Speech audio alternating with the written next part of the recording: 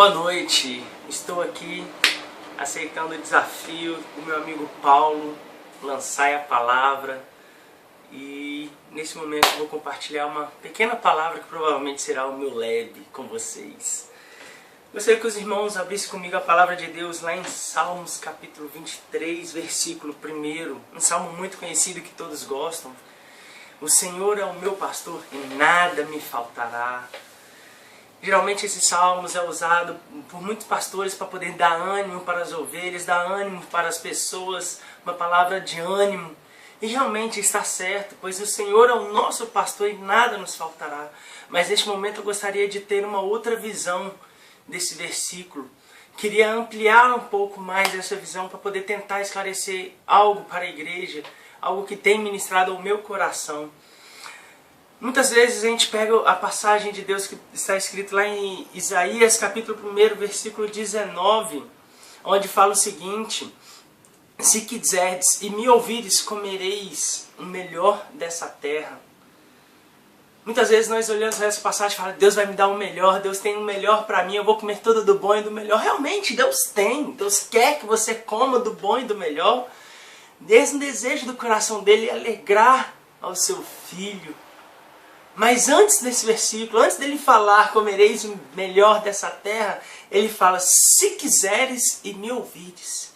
Vamos ouvir o que Deus já tem falado aos nossos corações? Abra comigo a palavra de Deus, lá em Gênesis capítulo 3, versículo 19. A palavra de Deus diz bem assim: no suor do teu rosto comerás o pão dessa terra. Ou seja, para mim poder comer o pão dessa terra, é com o suor do meu rosto, ou seja, é com o meu trabalho. Então, o que eu devo fazer para comer o melhor dessa terra? Se com suor eu como o pão, para comer o melhor, é algo que eu tenho que fazer algo muito mais do que o suor. É algo que eu tenho que me esforçar muito mais, tenho que ir muito além do que o básico, do que o necessário para poder comer do bom e do melhor. Você quer comer do bom e do melhor dessa terra? Você quer ter uma melhor casa? Você quer ter uma boa condição de vida? Você pode ter, você deve ter. Um sonho seu, você tem que correr atrás. Sim, você não tem que correr atrás dos seus sonhos. Você quer ser rico? Corra atrás. Vá, mas faça por onde? Deus faz a parte dele. Deus abre as portas. Deus quer te abençoar, mas para que isso possa acontecer, você tem que estar preparado. Você tem que passar por um bom ensino, você tem que passar por uma boa instituição, você tem que estudar, você tem que correr atrás. Não adianta você querer ser diretor de uma empresa sem antes você começar lá de baixo, sem antes você se preparar, você está capacitado para isso. Se você quer ser um diretor, você quer ser um empresário, você tem que estudar, você tem que saber para onde ir, você tem que saber qual é o foco que você quer chegar, aonde você quer chegar. E nada melhor do que uma boa faculdade, um doutorado, um mestrado, o que for dentro da área que Deus for te chamar para você fazer. Que você seja, se você for tiver um chamado para ficar tempo integral dentro de igreja, sendo pastor, sendo zelador, sendo profeta, sendo evangelista, mestre e apóstolo, perdão, que eu esqueci. Que você seja o melhor na sua área, que você faça sendo o melhor, que você nunca deixe de estudar e aperfeiçoar dentro da sua área. Mas se você foi chamado para ser um engenheiro, se você foi chamado para ser um médico, que você seja o melhor engenheiro, que você seja o melhor médico cristão, refletindo o caráter de Cristo. Muitas pessoas querem ser missionários lá fora, mas tem muitas empresas aqui dentro precisando de mestres, precisando de profissionais evangélicos para fazer a diferença lá dentro. Porque afinal de contas eu não tenho chamado para ser um engenheiro. Como que eu vou evangelizar uma empresa de engenharia se eu não tenho esse chamado? Mas você, que tem um sonho de fazer uma faculdade de engenharia, você pode fazer a diferença lá dentro. Não precisa ser pastor para pregar o evangelho para poder fazer a diferença. Pense nisso. Não queira ficar simplesmente dentro de igreja. Seja um evangélico engenheiro, seja um médico engenheiro, seja um gari engenheiro. Faça a diferença onde você estiver, porque Cristo habita dentro de nós e quer te usar. Outro versículo que eu gostaria de compartilhar com irmãos Está lá em Gálatas capítulo 5, versículo 13, que diz: porque vós, irmãos, foste chamados à liberdade, não useis então da liberdade para dar ocasiões à carne, para dar vazão, para dar prazer à carne, mas servi os irmãos em amor. Junto com esse versículo eu gostaria de ler um versículo que eu amo muito de coração. Eu acho que muitos até já sabem quando eu falo nesse versículo. Quando eu falo um versículo que eu amo é o tal do versículo do Lucas 9, Lucas capítulo 9, versículo 23. Que é aquele versículo que diz: quando Cristo vira para o povo e fala: aquele que quiser vir após mim, negue-se a si mesmo, tome a sua cruz e siga-me. Esse versículo de Gálatas, capítulo 5, versículo 13, fala de liberdade. Para nós somos livres, mas para nós não usarmos dessa liberdade para dar prazer à nossa carne. E como poder não dar prazer nessa carne? A palavra de Deus nos diz em Lucas capítulo 9, versículo 23, negue-se a si mesmo.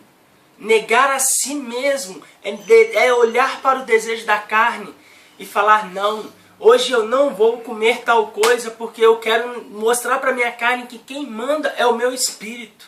Fazer jejum. Jejum não é nada mais nada menos que você provar para a sua carne, falar: carne, miserável, pecadora, que você vive querendo pecar.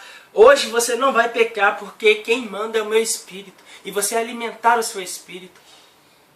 Se você não ler a palavra todo dia, se você não jejuar, se você não orar, como que você vai conseguir vencer a carne? Como que você vai conseguir dizer não? É impossível.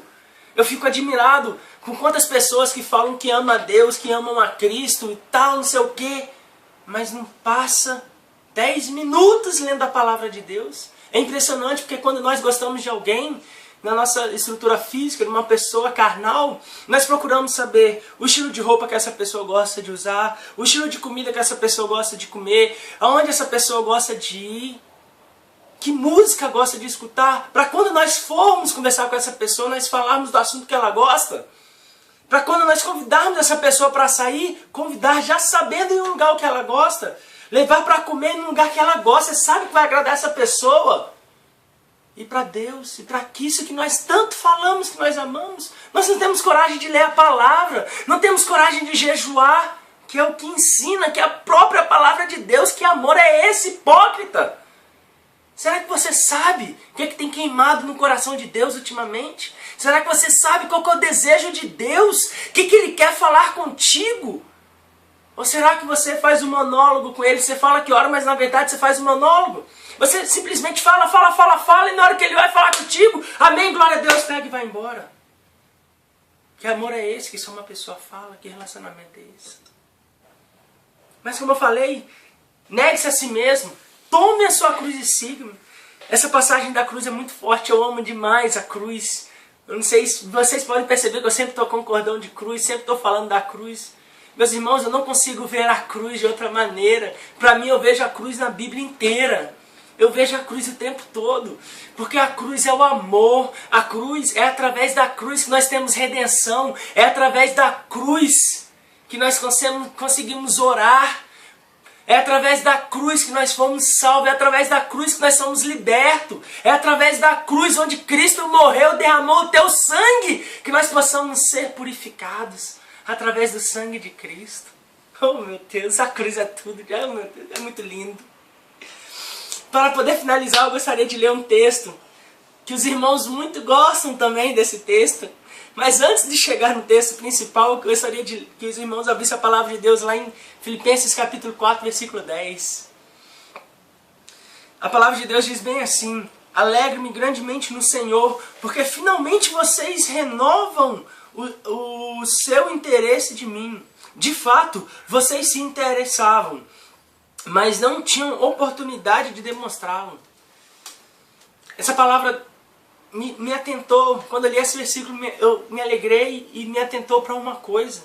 Como é importante nós procurarmos os irmãos, falarmos dos irmãos, que nós nos preocupamos com eles. Como é importante nós virarmos para o seu irmão e falar: meu irmão, está tudo bem com você? Você está precisando de alguma coisa? Uma lição que a gente tira desse texto é essa. de nos preocuparmos, de mostrarmos interesse pelos irmãos, porque isso nos ajuda na nossa fé, isso fortalece a nossa fé, isso nos dá força. Continuando o texto, versículo 11, que para mim é essencial para podermos entendermos o versículo 13. Leiam comigo. Não estou dizendo isso porque esteja necessitado, pois entendi e adaptar-me a toda e a qualquer circunstância. Eu vou ler de novo para vocês entenderem melhor, sem erro dessa vez.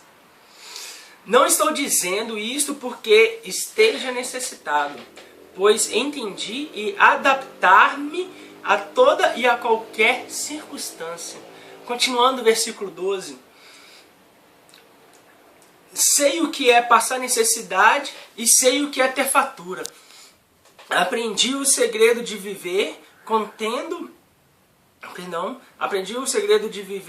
contente e em toda e em qualquer situação, seja bem alimentado, seja com fome, tendo muito ou passando necessidade. E finalmente o versículo que todos amamos: tudo posso naquele que me fortalece. Quantos irmãos gostam desse versículo? Mas só pegam esse versículo: tudo posso naquele que me fortalece. Meus irmãos, esse versículo é muito forte. Quando o apóstolo Paulo disse isso, ele já tinha falado aqui no versículo 12, que ele passou fome, ele passou necessidade, mas ele já teve fartura. Ele era pobre, na pobreza ou na riqueza. Meus irmãos, independente da situação que você está, você tem que ter firmeza e convicção de que Cristo está contigo. Eu fico olhando hoje o evangelho de hoje, como está um evangelho tão frouxo, tão medíocre. A gente para ler as escrituras sagradas, a gente para ler a história dos heróis da fé.